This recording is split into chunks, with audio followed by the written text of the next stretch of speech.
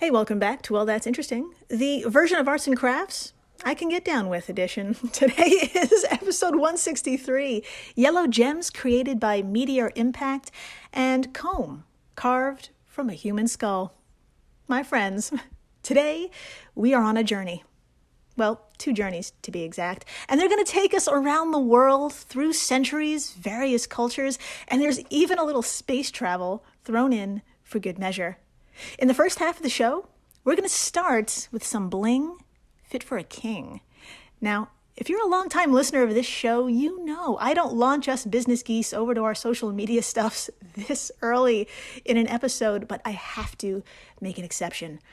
Please, drop whatever it is you're holding, be it your child or the wheel of a car. It's not important. You need to pick up your phone, and you need to head on over to today's post on Instagram or Twitter or whatever the fuck it's called when this airs. Swipe through until you see the pectoral or a breastplate belonging to the 18th dynasty pharaoh Tutankhamun. I'll give you a second. Yeah, it's extravagant. One would say this should adorn the neck of a lady going through her chunky statement jewelry era and not a teenage boy. In any case, within the thousands of priceless objects buried with Tutankhamun was this breastplate. And I'm sure by now you've noticed the canary yellow gemstone right dead smack in the middle of it. Well, over the past 100 years, the origin of this stone has been something of a puzzle, with bits and pieces slowly coming together to finally form an answer. Thanks to a combination of recent technology, including satellites, chemical analysis, and more, this gem, well, I won't give it away. I can't give it away now, but let's just say it took a chance encounter between Earth and a perfectly timed celestial object, landing in the perfect place for it to form. Then after the break, something just as unique, but for different reasons. During a good old archaeological excavation in Cambridgeshire, England, a curious relic from the past was found. It looks like a comb, which may not sound exciting right now, but my friends, there's no wear and tear on the teeth, and oddly enough, it's made from bone. Human bone, specifically from a skull. And more evidence suggests it wasn't even meant to be used to style hair, but to be worn like a necklace. So, who made it? Who was it made from? When and why this was a thing shall all be revealed. In the meantime, I'm Jill Chacha, and if this is your first time listening, welcome to the flock, my creative business goose. To begin, we need to charge up the old time machine and head on back over a century to when the curious craze of ingesting, digesting, pulverizing, snorting, double-fisting mummified remains turned a corner and entered its archaeology phase.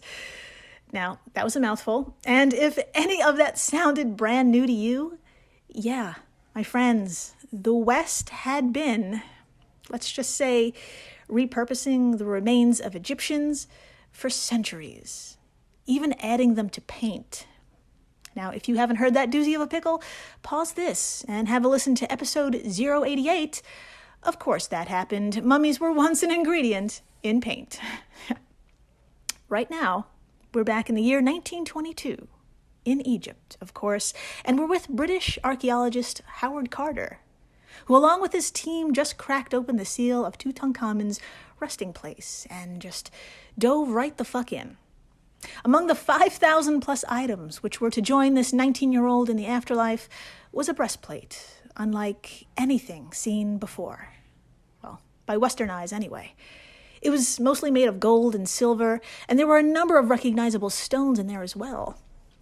But if you had a gander at the photo of it on our social media stuffs, you would have noticed the winged scarab right in the middle, made from yellow translucent gemstone. Now, what the hell is a scarab, you may be asking? Well, don't worry, I've got you. It's a precious jewel or any material chiseled into the shape of a beetle. A creature which symbolized birth, life, death, and resurrection, so really no big deal. This particular scarab represented the god Ra. And if you look closely, with its little arms, it's holding up a platform. And on that platform is the sun and moon, and they're traveling into the sky. This breastplate is dramatic as fuck. And I'm happy to report that it's safely stored at the Museum of Egyptian Antiquities in Cairo. That's today.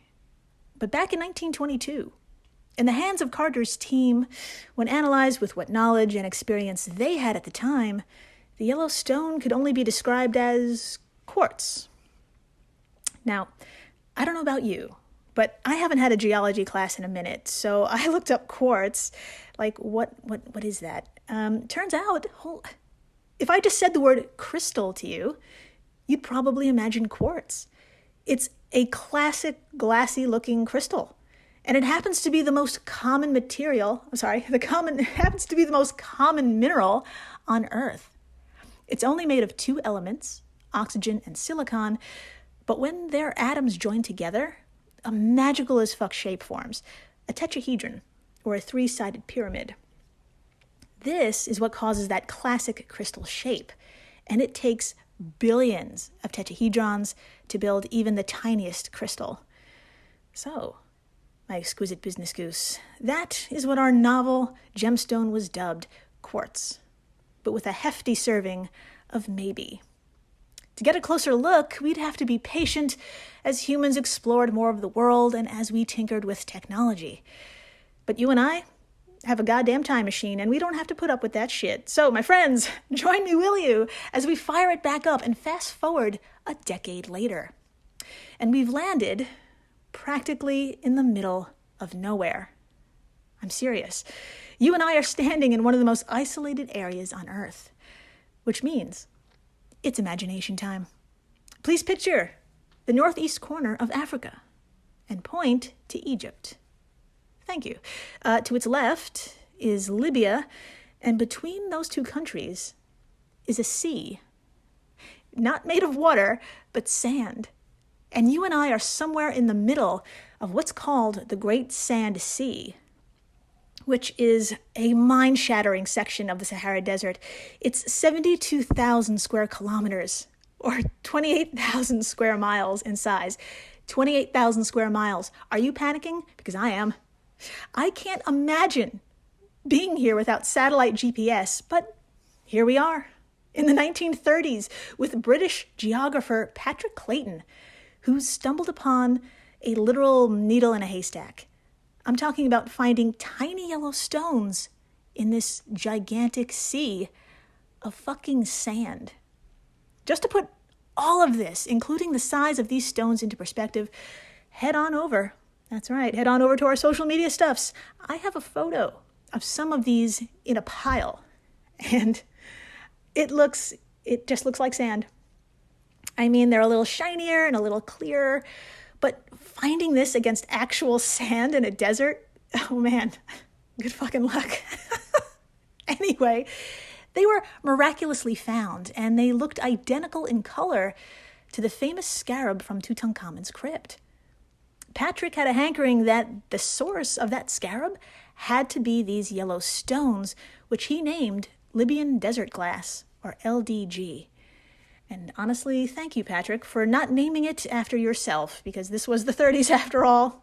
It was a thing to do at the time.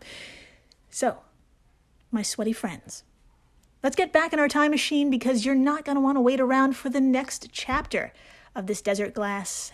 And, my God, for you see, Patrick's hypothesis that these two were the same, it wasn't confirmed until 1998. Yes, the late 1990s, when Italian mineralogist Vincenzo Di Michele analyzed the optical properties of the gemstone and said, see, this is a large piece of LDG. This is getting exciting. We're getting somewhere, and we're just getting started. I think it's time to tell you yet another fun fact about LDG. Other than it can only be found in this remote area of the world, it's also a very special kind of quartz. It's mostly made of oxygen and silicon, yes, but there are scant traces of iron, nickel, chromium, cobalt, in iridium. Anyway, these are metals, like metals found deep inside the earth and are occasionally brought up thanks to a volcanic activity. But there ain't no volcanoes in or around the Great Sand Sea that could melt sand, mixing all of these elements together. Maybe, just maybe our answer isn't below us. That's right, you guessed it. The answer may be from above. Quote, "It's been a topic of ongoing debate as to whether the glass formed during a meteorite impact or during an airburst, which happens when asteroids called near-Earth objects explode and deposit energy in Earth's atmosphere." Dr. Aaron Cavesey from Curtin University said in a statement to curtin.edu.au. So, my friends, we have two options before us. Let's start with an airburst, which may sound like a brand of candy, but I assure you is totally not. It's not sweet at all, especially when a big one happens. All sorts of shit can get fucked up, if I may be so poetic. Let's talk about the following example. A lot has happened in the last couple of years, so you may be forgiven if you don't remember back in 2013, when, quote, "Earth was struck by the most spectacular and dangerous meteor impact in living memory, the Chelyabinsk meteor," end quote. Well, yeah, it happened. And that was from Tom Hale of LiveScience.com, and Tom wrote up one hell of a good summary about this particular airburst, which I wanted to read to you, but I had a thought. You know what?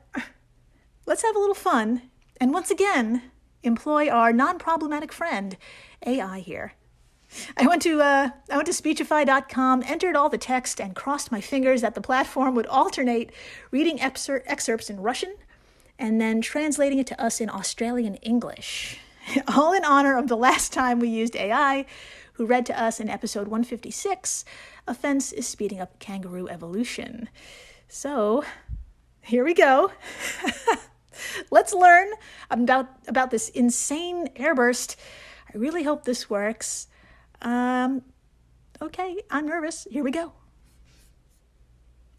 On February 15, 2013, at 9 часов 20 минут утра, as people were getting ready for the day, the sky above Russia lit up with a bright streak above Chelyabinsk Oblast in the southern Ural region. Shocked onlookers didn't know at the time, but this was the result of a space rock crashing to Earth. On February 15, 2013, at 9:20 a.m., as people were getting ready for the day, the sky above Russia lit up with a bright streak above Chelyabinsk Oblast in the southern Ural region. Shocked onlookers didn't know at the time, but this was the result of a space rock crashing to Earth. At an altitude of around 30 miles, it slammed into the atmosphere at a speed of 42,690 miles per hour, resulting in a violent shockwave that was roughly the equivalent of a 440 kiloton explosion of TNT, according to NASA.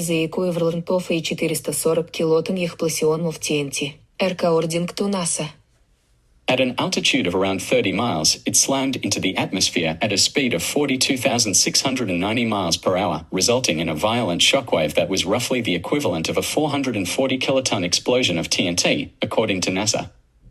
Later research indicated that the celestial object initially measured around 65 feet wide and weighed approximately 12,000 tons. It was relatively small for a meteorite, but it clearly packed a punch. Windows shattered, car alarms went off, and roofs collapsed, resulting in the injury of some 1,500 people. Later research indicated that the celestial object initially measured around 65 feet wide and weighed approximately 12,000 tons. That's relatively small for a meteorite, but it clearly packed a punch. Windows shattered, car alarms went off, and roofs collapsed, resulting in the injury of some 1,500 people. Thanks to smartphones, vehicle dash cams, and security cameras, the event is perhaps the first time a prominent meteor streak was recorded from numerous angles simultaneously, allowing scientists to study it.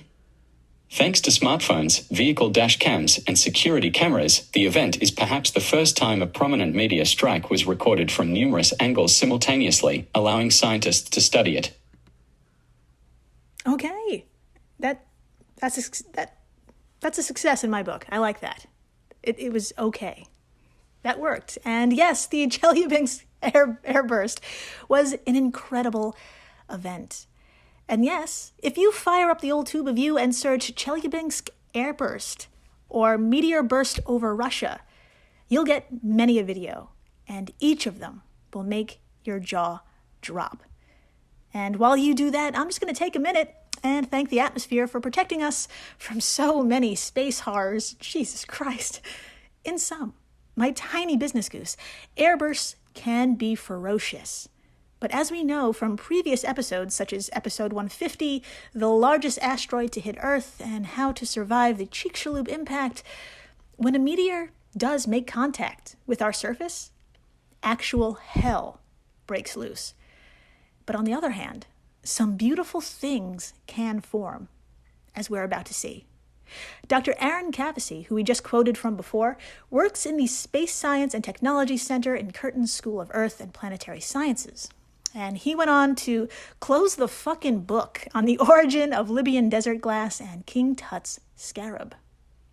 Finally, in 2019, when powerful enough doohickeys were invented to analyze these stones on a molecular level, Dr. Aaron fired them up and went to town. So, what did he find? Drumroll, please. Thank you. He told curtin.edu.au, quote, "Zircons in the glass preserved evidence of the former presence of a high-pressure mineral named rhyolite, which only forms during a meteorite impact. Both meteorite impacts and airbursts can cause melting. However, only meteorite impacts create shock waves that form high-pressure minerals. So finding evidence of former rhyolite confirms it was created as a result of a meteorite impact." End quote. Okay. We have an answer, but also, what? What was all that? Don't worry, I spent some time on the Googles, and I went through it one by one, and I got you. Okay. Zircon. My friends, it's one of the oldest, most durable minerals on Earth. According to amnh.org, a few grains of zircon were found in a sandstone from Western Australia, and they were dated back to 4.2 to 4.3 billion years. What? Yeah. They're formed by crystallization of magma and are so resistant they rarely erode. In sum, they stick around when catastrophic events occur. And when shit does hit the fan, evidence can be found inside them. Enter rhyolite, which only shows up when zircon experiences high pressure and high temperature, aka a meteor impact. So, holy fuck, there it is. These stones were formed from a meteor impact. Round of goddamn applause. Now, I know what you may be thinking. I know. Wouldn't there be, like, a crater? Fuck, you're a genius. Well, get this. Yes. In 2020, satellites snapping pics of the terrain between two villages on the Egyptian side of the Great Sand Sea revealed this. Yes, we're doing it again. Head on over to our social media stuffs and tap on today's post. Swipe on through and take a peek. That, my friends, is a crater, a previously unseen crater, tentatively named El Bahar, and it's approximately 327 meters wide. Oh my God. This may be the impact site which birthed one of the rarest gemstones on the planet, one suitable for a king. And get this too. According to researchers' clickety-clack calculations, the meteor hit around 29 million years ago. This is a very long story indeed. After the break, the old shit just keeps coming. We're leaving Egypt for England, and we're swapping breastplates for possible necklaces. Grab your loved one's head and a whittling knife. I'm going to explain. Stay tuned. When Johann Rall received the letter on Christmas Day 1776, he put it away to read later. Maybe he thought it was a season's greeting and wanted to save it for the fireside. But what it actually was a warning, delivered to the Hessian colonel, letting him know that General George Washington was crossing the Delaware and would soon attack his forces. The next day, when Rahl lost the Battle of Trenton and died from 2 colonial Boxing Day musket balls, the letter was found, unopened, in his vest pocket.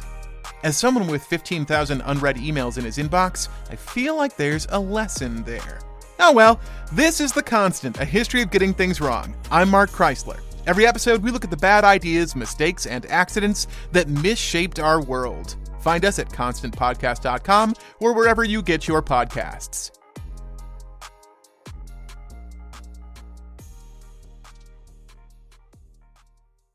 Hello, everyone. You may recognize me as Gabby from the History of Everything podcast. And my name is Brenna, and you don't recognize me from anything yet. Together, we're 2 scientists who explore all of the weird little questions and conspiracies of the universe in our new podcast, Mystery of Everything. Everything has an explanation. We hope. But that is what we're here to figure out. We will dive into the science behind many popular conspiracy theories, such as vaccines causing autism, flat Earth theory, and was the moon landing fake? And if so, why the heck would anyone even do that? But it's not just conspiracies. There's a lot of cool mysteries that we will attempt to use science to explain, such as near-death experiences, what made the Vikings go berserk, and can I control my co-host with MK Ultra? Wait, what? Anyway, make sure to check out the Mystery of Everything podcast everywhere where you find your podcasts. And we're back. We are so back. And my friends, we racked up a lot of miles on our time machine this episode, so let's leave it plugged in to charge and just give it a sec. In the meantime, I'll just tell you about a little period called the Iron Age. As the name suggests, this was an era when people across Europe, Asia, and Africa invented and fine-tuned the process of making tools from iron and steel. Britain's Iron Age ran for a hell of a time. It spanned all the way back from 750 BCE all the way to 43 CE. It was populated by tribal groups that built hill forts and castles, but despite their advances, these folks succumbed to the Roman Empire, which is why their Iron Age ended so abruptly in 43 CE. The Romans just took over.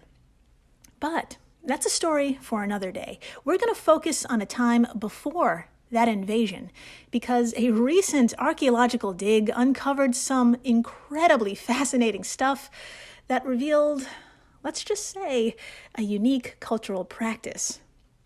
I think our time machine has enough juice by now, so let's fire it up and dial it just a wee bit back to 2016 and 2018. My friends, in just these 2 years, 280,000 artifacts had been excavated from a dig site at Bar Hill, a village just 4 miles northwest of Cambridge. And for my fellow geographically challenged Americans, you may be wondering where that is. Don't worry, I've got you. Please imagine England. Thank you. Now point to the southeast corner. There is London. Now move your finger north, just a smidge. Now east. Voila, there is Cambridge, and we're a wee 4 miles away from there, which is easy enough. But what's not so easy is wading through, identifying, and cataloging 280,000 items from a past that's so different from the world we know today. Needless to say, it took Michael Marshall, a prehistoric and Roman finds specialist from Museum of London Archaeology, or MOLA, and his team a minute to get the artifact we're about to cover. My friends, I've been bossing you around today. I've been telling you to go over to YouTube and our social media stuffs. Well, it ain't gonna stop, so please tap on today's post. Pass through all the yellow gem photos. Get to the end, and what you're gonna see is, well, it's a very tiny fragment of bone that's definitely been tampered with. Quote, archaeologists near Cambridge, England have identified a 2,000-year-old comb made from a portion of a human skull. Dating to the Iron Age, the hair-raising discovery offers insight into how communities preserved and handled human remains. End quote. From Molly Enking of SmithsonianMag.com. Yes, my friends, you heard Molly right. Researchers found what looks to be a comb made from a skull, and it dates back to between 400 and 100 BCE, when a tiny settlement existed at Bar Hill. Now, you may have a few questions like, okay, and why? Great questions. Well, hold on to your butts and your hearts, because the answer may be more relatable than expected. My weird business goose. You probably won't be shocked to hear this isn't the first this isn't the first time a comb-looking object made from a human skull has been found. This is the third time. The first was found in the 1970s, and it has distinct carved teeth. The second was found in the early 2000s, and its design featured carved lines.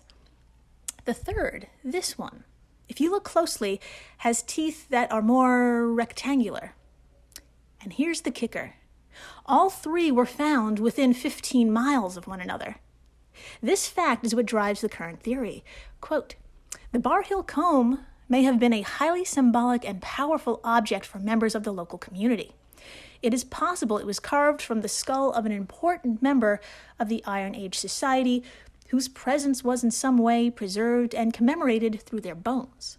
Michael Marshall told mola-newsroom.pr.gloo.com. My friends, not only did this process honor the dead, but the distinct features, the particular way the comb was crafted, may have signaled where it came from. Think of it like wearing the jersey of your local sports ball team. You're practically repping your community, essentially. As Michael further explained, quote, these carved teeth and lines would have emphasized the Bar Hill comb's origin, at least among communities familiar with skeletal remains, as many in the Iron Age would have been. Rather than being an anonymous piece of bone, its symbolism and significance would therefore have been immediately apparent to anyone who encountered it. End quote. So, this is pretty hardcore, and also kind of sweet in a, well, that's interesting fashion. But I know what you're thinking, other than, damn, how do we know? It could have been worn, and wait. You said communities would be familiar with identifying or using skeletal remains? What does that mean? Again, great questions. First, yes, according to Mola Newsroom, across Britain at this time, researchers have found many examples of pieces of human skull thought to be worn as amulets. And in addition, quote, objects made from human bone may have been used in special rituals relating to the dead, and others were just a part of everyday life. For example, other archaeological excavations in Cambridgeshire have uncovered tools for cleaning animal skins made from human leg bone and arm bone. End quote. So, during the Iron Age, if your mother told you to go ask your father for help, you'd take that literally, even if he was dead. And as for this comb, there's a partial circle drilled into one side, which means a string could have been tied through. Also, check out those teeth. This is something 2,000 years old. It's looking pretty great. This wasn't a functional piece. As of this recording, the comb has been cataloged and stored at the Cambridgeshire Archaeology Archive. Michael and the gang are moving on to 200,000 other pieces that they still need to be explained and explored. I cannot wait. So please, watch this space. And thank you for listening, rating, subscribing, telling your friends about these yellow gems that only exist thanks to a meteorite impact at a certain point in the world at a certain time. Like, I can't. And tell them about how shit's carved out of human skulls all the time. And so it's a completely normal thing. And don't give them any context. And also a big huge thanks to the folks over at Airwave Media, the podcast network to which WTI belongs. If you love this show, you're going to love the other podcasts in this family. And please, stay interesting.